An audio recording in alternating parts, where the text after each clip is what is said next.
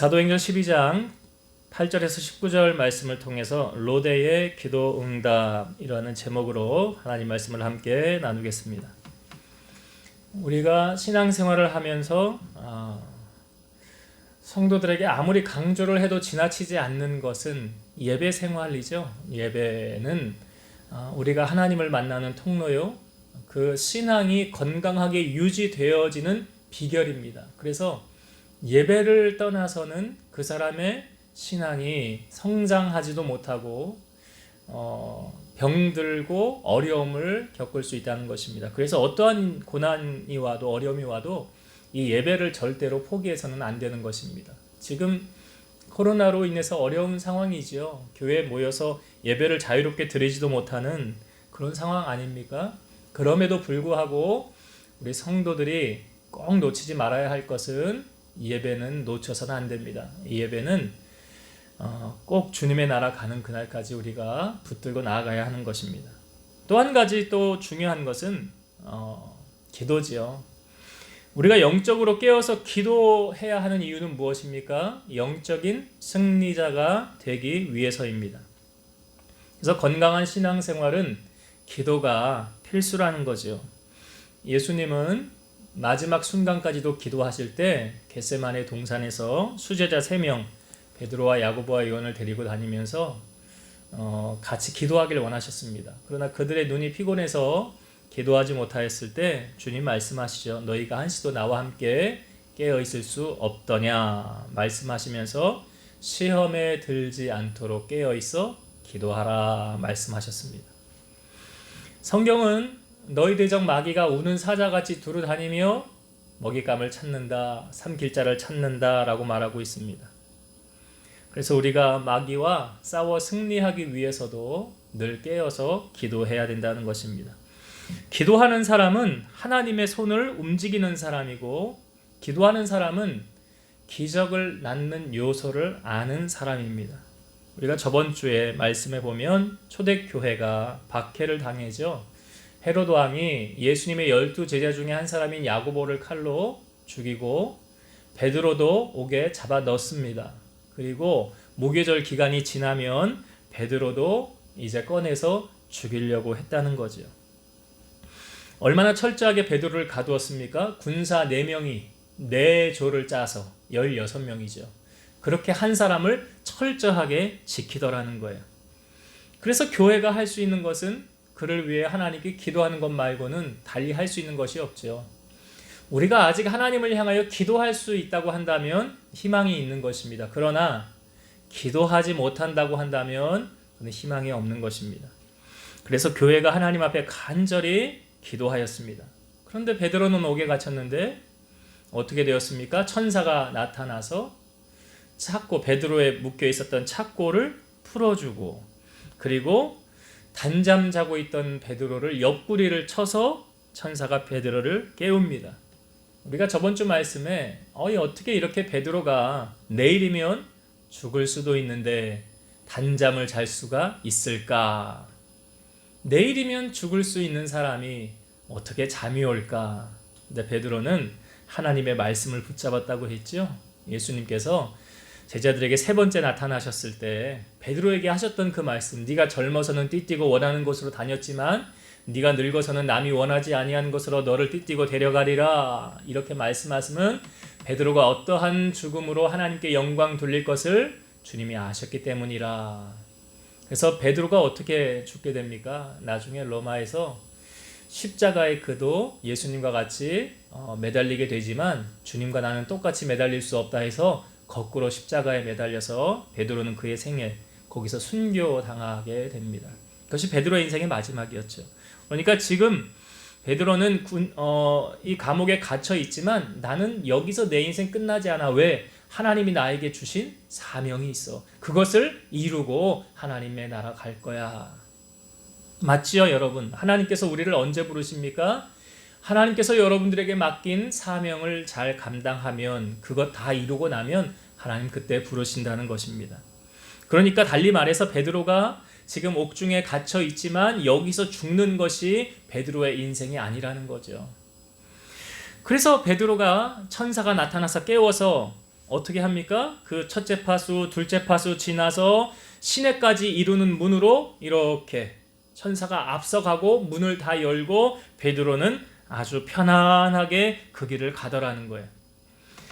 여러분, 베드로를 그 감옥에서 꺼내서 그를 인도하여 나아가게 한 것이 누굽니까? 여기 사람이라고 말하긴 좀 애매하고요. 사람은 아니죠. 누구가 여기에 성경에 등장합니까? 8절부터 나오죠. 네, 천사가, 7절에는 주의 사자가 이렇게 나와요.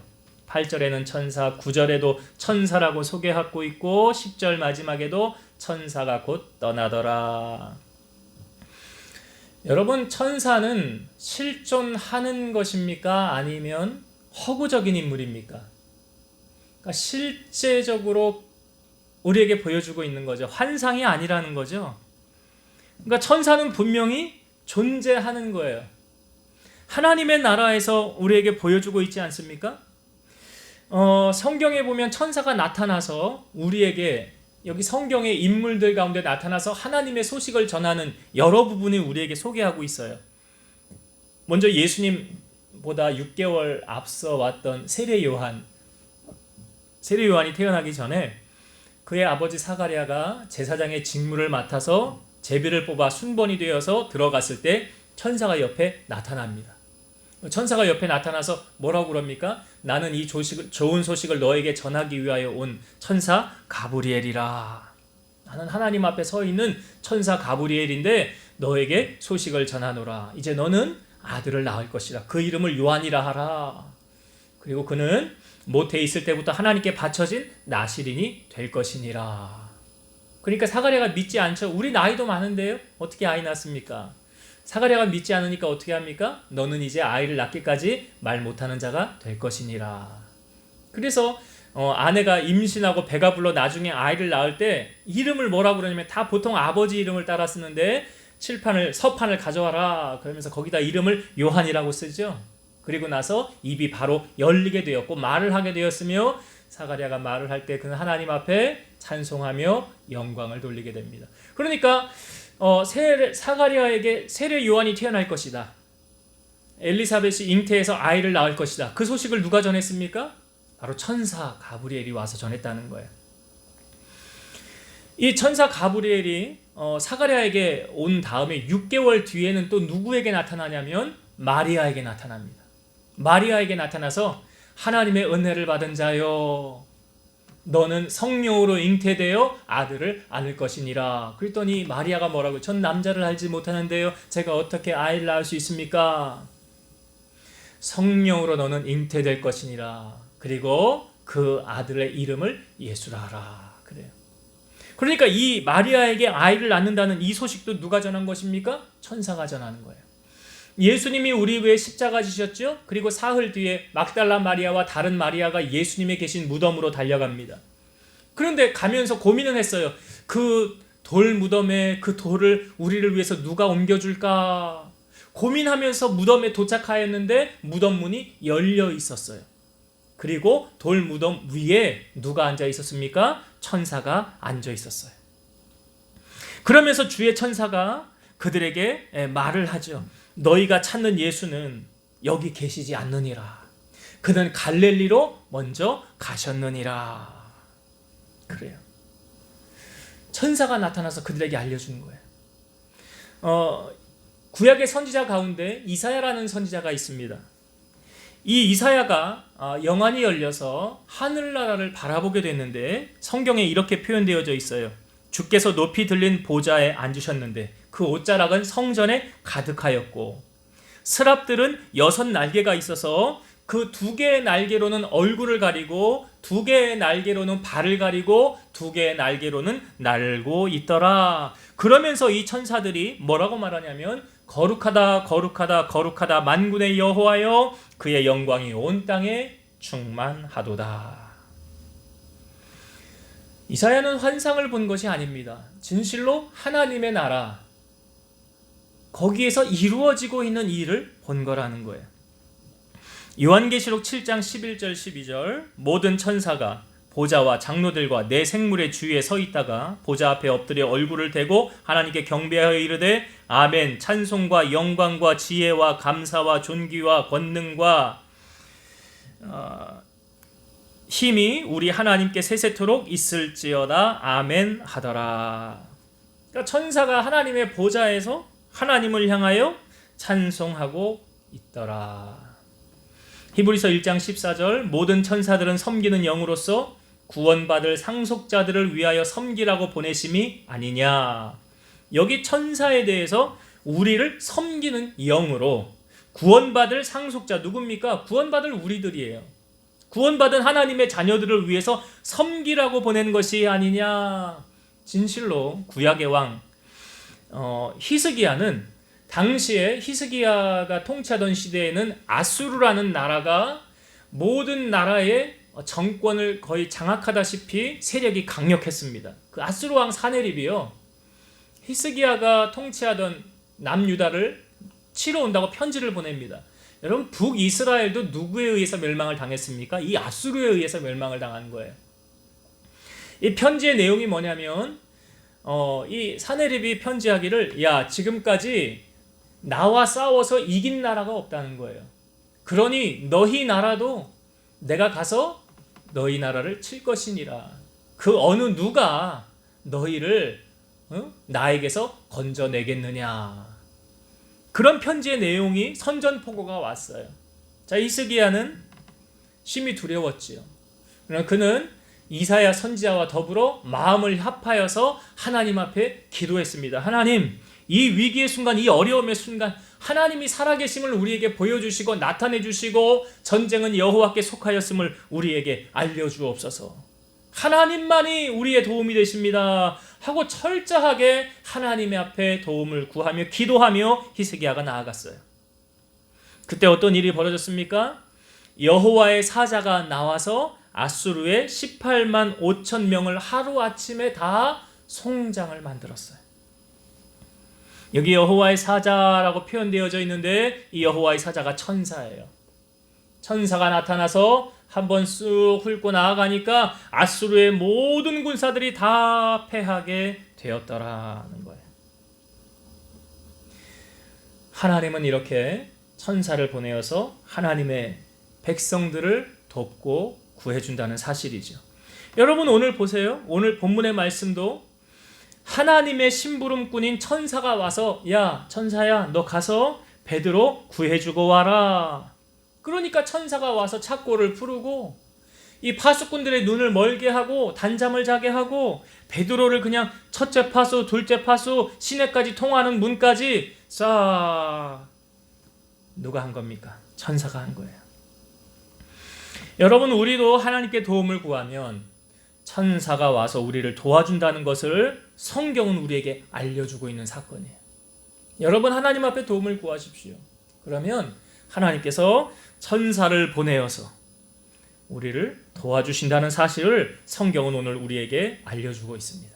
자, 베드로가 다 빠져나와서 천사가 간 후에 베드로가 이제 정신이 들어서 말을 하는 거예요. 11절의 말씀을 한번 보겠습니다. 이에 베드로가 정신이 들어 이르되 내가 이제야 참으로 주께서 그의 천사들을 보내어 나를 헤롯의 손과 유대 백성의 모든 기대에서 벗어나게 하신 줄 알겠노라 하여.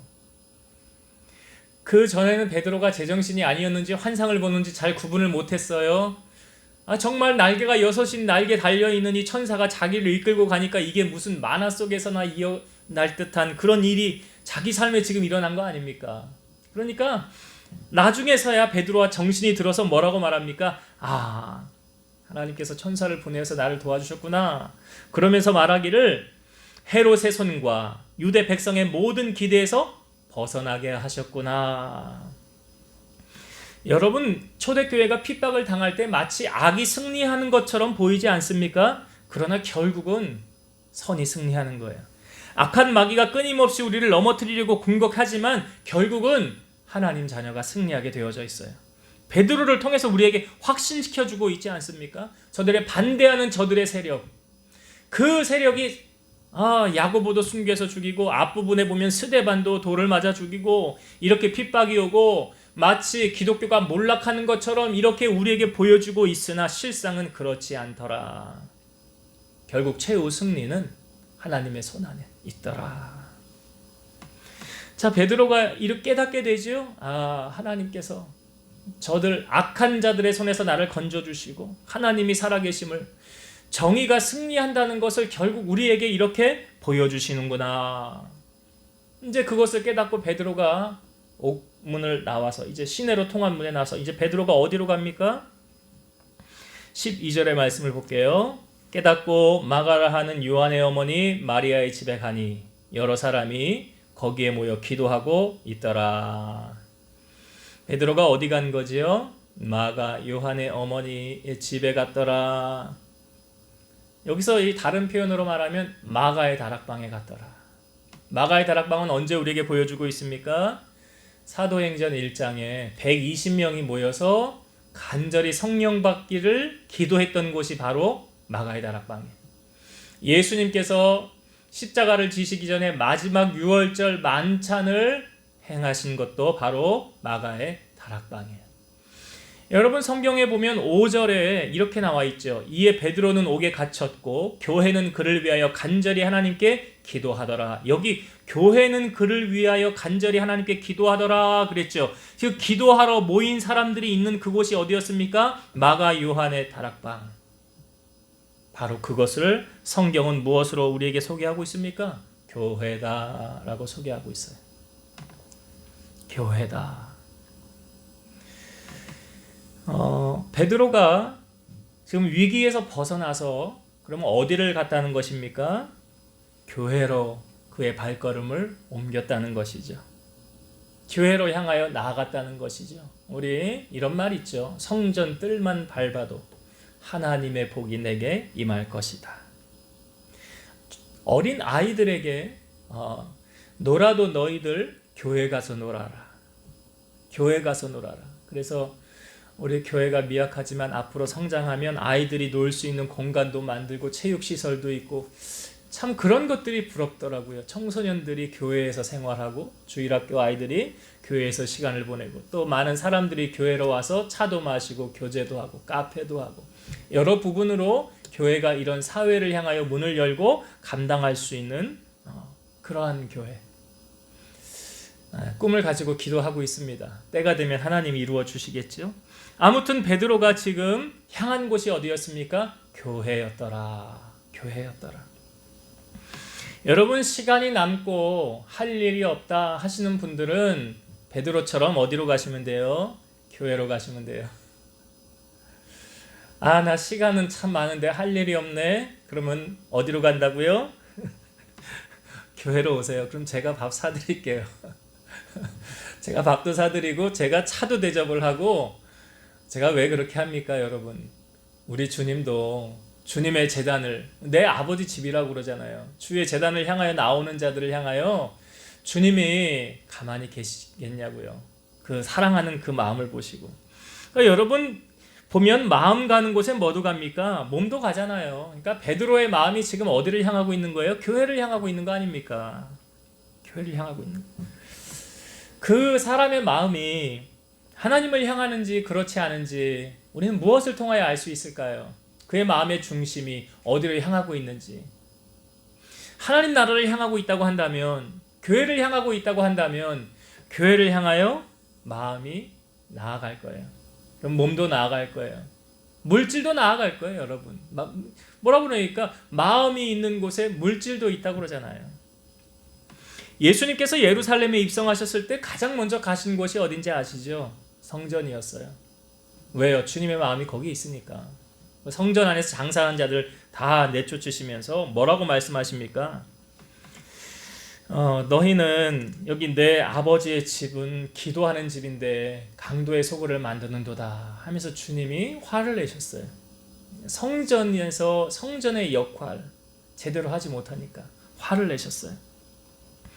그래서 주님의 마음이 성전을 향하여 있었다는 것을 우리에게 보여주고 있습니다. 예수님은 성전을 향하여 이는 내 몸이다 라고 말씀하시죠. 내 몸이다. 다윗 아시죠? 하나님의 마음에 합한 종이었던 다윗이 그 왕위의 자리에 오른 후에 이제 뭐 하나님의 궤를 이제 옮기잖아요. 그 궤를 옮겨놓고 난 후에 가만히 생각하면서 나는 이렇게 화려한 백향목 궁에 아주 아름다운 성에 거하는데 하나님의 궤는 초라한 장막 가운데 있구나 하면서 나단 선지자에게 가서 자기에게 있는 바 그 마음을 나단 선지자에게 이야기합니다. 그랬더니 나단 선지자가 왕의 마음에 있는 대로 행하세요. 이게 뭡니까? 내가 하나님을 향하여 성전을 짓고 싶습니다. 그 마음이죠. 그런데 하나님께서 나단 선지자에게 말씀하시기를 다윗은 나를 향하여 성전을 지을 수 없느니라.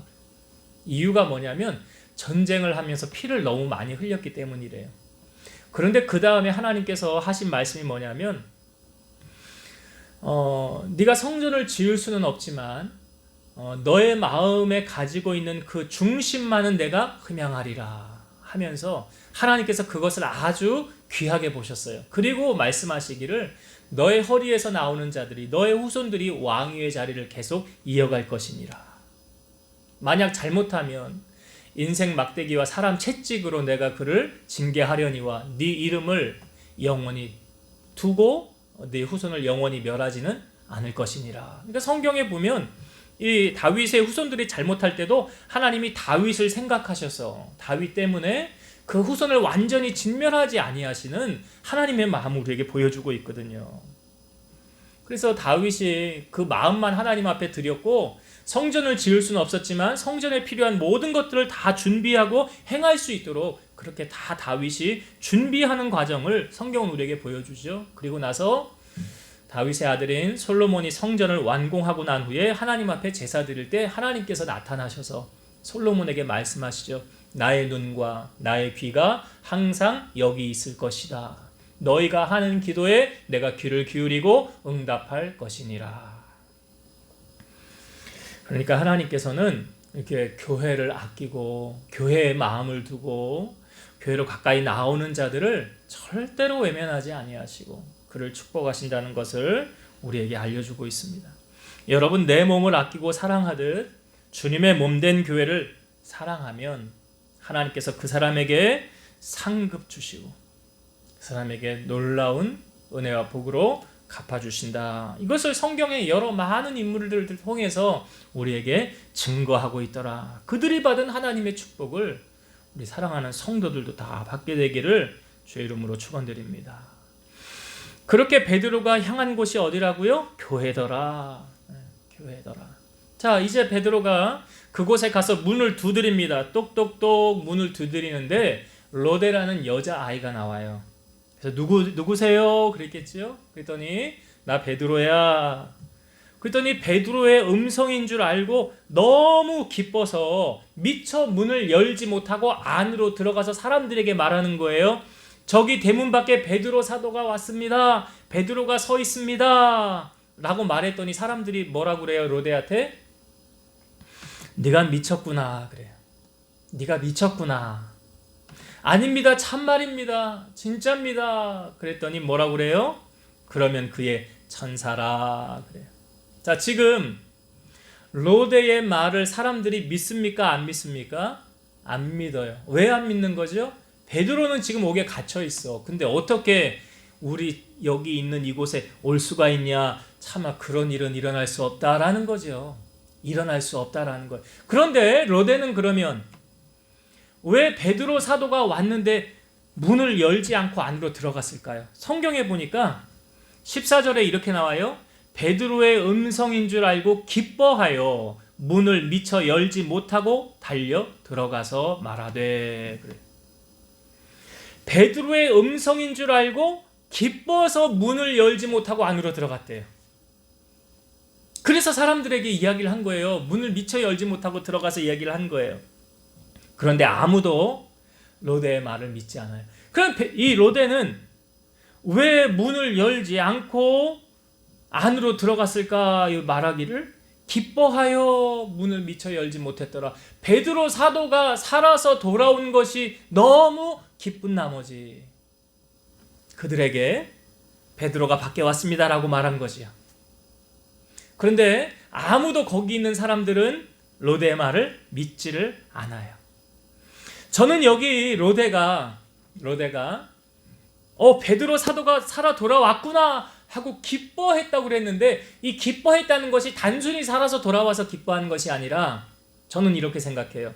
로데가 하나님 앞에 기도하기를, 하나님, 베드로 사도 살려서 우리에게 돌려보내주세요 라고 기도했을까요? 안 했을까요?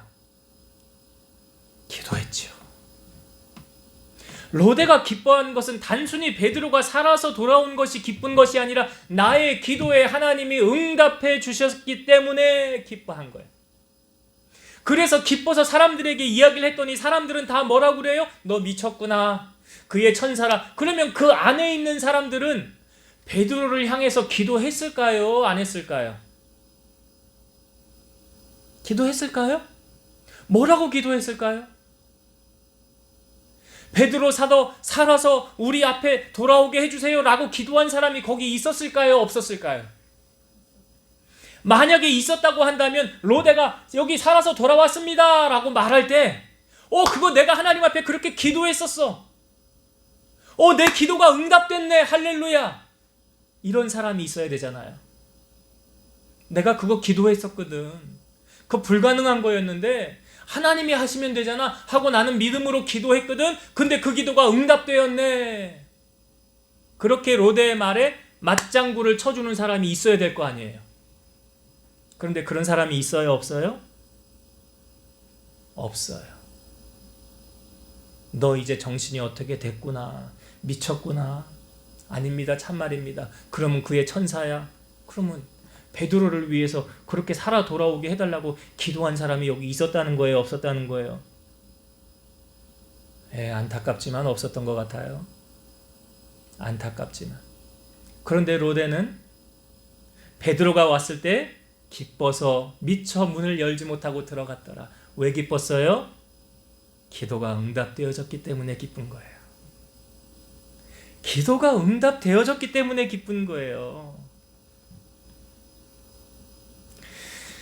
여러분, 베드로가 살아 돌아온 건 물론 하나님의 역사이지만 그 작은 소녀의 그 믿음의 기도에 하나님이 응답해 주셨다는 사실이에요.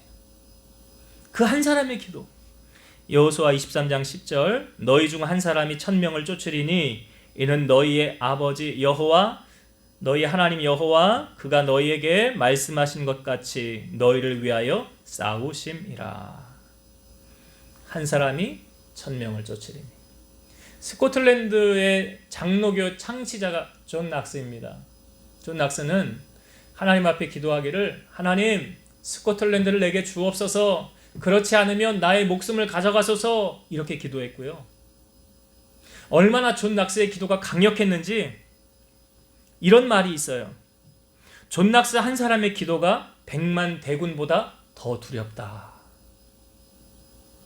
기도하는 한 사람이 기도하지 않는 한 민족보다 강하다. 기도하는 한 사람이 기도하지 않는 한 민족보다 더 강하다. 오늘 로데를 통하여 우리에게 다시 한번 보여주고 있지 않습니까? 로데의 그 믿음의 기도, 하늘 보좌를 움직이는 기도, 그 기도로 말미암아 베드로가 거기서 빠져나왔다고 한다면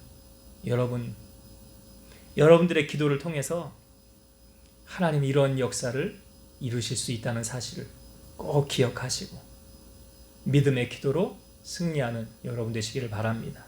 말씀을 정리하고 마치도록 하겠습니다. 베드로가 단잠을 잘 때 그 누구도 베드로 와서 그를 구해줄 수 없어요. 그러나 하나님이 천사를 보내어서 베드로의 옆구리를 쳐서 깨우게 하고 첫째 파수, 둘째 파수, 또 시내로 통하는 그 문까지 다 열어서 베드로로 하여금 가게 하였더라.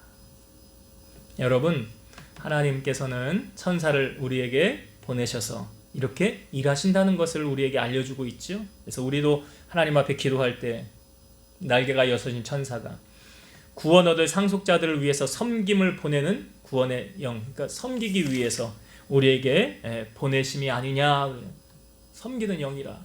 그래서 우리가 기도할 때 천사가 와서 우리를 섬기고 우리를 도와주시고 우리에게 좋은 소식을 전해준다라는 것 잊지 마시고 그 천사의 도움을 구하는, 하나님께 도움을 구함으로 이런 은혜를 경험하는 여러분 되시길 바라고, 또 베드로가 나와서 저들의 악한 세력들의 결국 승리하는 것 같이 보였지만 최후 승리는 하나님 백성에게 있더라. 하나님 자녀에게 있더라. 베드로가 하나님께서 승리하게 하셨구나 라는 것 우리에게 보여주고 있고, 베드로가 나와서 어디를 갔다고요? 마가 요한 어머니 그 기도하는 집에 갔더라. 그러니까 마가의 다락방이죠. 마가의 다락방에 간 거예요. 거기를 성경은 우리에게 교회다라고 소개하고 있어요. 거기 성령이 임한 곳이잖아요. 교회가 시작되어진 곳이잖아요. 그래서 여러분 말씀드리지만 시간이 많고 할 일이 없습니까? 교회로 오세요. 교회로 오세요. 저는 누가 오든지 저는 다 환영합니다. 어느 누가 오든지. 그래서 주님도 어느 누구나 주께 나오라, 어서 와서 주의 말씀 들으라 그러잖아요. 누가 오는데, 누가 교회를 오려고 그러는데 당신은 교회 들어올 수 없습니다 라고 막을 수 있는 누가 있어요? 주님도 안 막으시는데. 그래서 여러분들이 하나님의 성전을 사랑하는 마음으로 성전에 와서 기도도 하시고 교제도 하시고 교회에서 시간을 많이 보내는 것이 내 신앙에 참 유익하고, 그것이 주님을 내가 가까이 하는 것이다 잊지 마시고 몸된 교회를 사랑하고 가까이 하는 여러분들 되시기 바라고, 마지막으로 베드로가 문을 두드릴 때 그 문을 열어준 사람이 로데라는 여자아이였는데 베드로가 밖에 왔다는 소식을 듣고 문을 미처 열지 못했어요. 왜? 너무 기뻤기 때문에. 그래서 안에 들어가서 베드로가 왔습니다 라고 전하니까 사람들이 믿어요, 안 믿어요? 아무도 믿지 않았어요. 베드로를 위해서 뭐라고 기도했는지는 모르겠는데 아무튼 아무도 그렇게 기도는 하지 않았나 보죠. 그런데 로데는 하나님 앞에 그렇게 베드로 사도를 살려주셔서 우리에게 보내주옵소서 라고 기도한 것 같아요. 기도했기 때문에 베드로가 왔을 때 너무 기뻐했다는 거예요. 왜요? 기도에 응답을 받았기 때문에. 여러분, 하나님은 우리의 작은 신음소리 하나조차도 그냥 흘려보내지 않으십니다. 다 들으세요. 응답은 하나님의 때에 있는 거니까. 그래서 우리가 기도하실 때 여러분, 사실 기도는 무엇입니까? 불가능을 가능케 하는 거잖아요. 근데 불가능을 가능케 할 때 내가 믿음으로 구해야 된다는 거죠. 의심하며 구하는 사람은 이루어지지 않는다.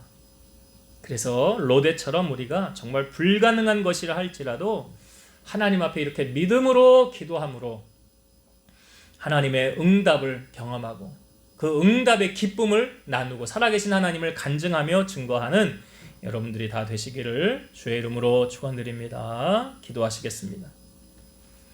살아계셔서 역사하시는 하나님 아버지, 천사를 보내어서 베드로를 옥중에서 꺼내시고, 이 천사는 구원받을 상속자들을 위해서 섬기라고 보내시는 영이라고 하셨습니다. 하나님은 천사를 보내셔서 베드로를 구원해 주신 것 같이 우리의 삶에 어려움이 닥쳐왔을 때 외면하지 아니하시고 성경의 많은 곳에 천사를 보내어 일하셨던 것처럼 우리의 삶에 하나님이여 천사를 보내셔서 하나님의 도움을 경험받는 우리 성도들이 다 되게 하여 주옵소서. 베드로가 옥중에 빠져나와서 그가 간 곳은 그의 마음이 가는 곳이었습니다. 바로 교회를 향하여 그는 가까이 나아갔습니다. 교회를 향하여 나아간다는 것은 주님을 사랑하는 마음이 있기 때문에 가능한 것이고, 주님께서 교회를 향하여 내 아버지 집이라, 또 기도하는 집이라, 이는 때 내 몸이라 라고 말씀하셨습니다. 우리 몸된 주님의 교회를 그 무엇보다 더 사랑하고 가까이 함을 통해서 정말 다윗이 누렸던 하나님의 축복이 우리 성도들에게도 전이가 되어져서 그러한 놀라운 축복을 받는 주인공들이 다 되게 하여 주옵소서. 로데의 믿음의 기도가 결국은 베드로를 살린 것 아닙니까?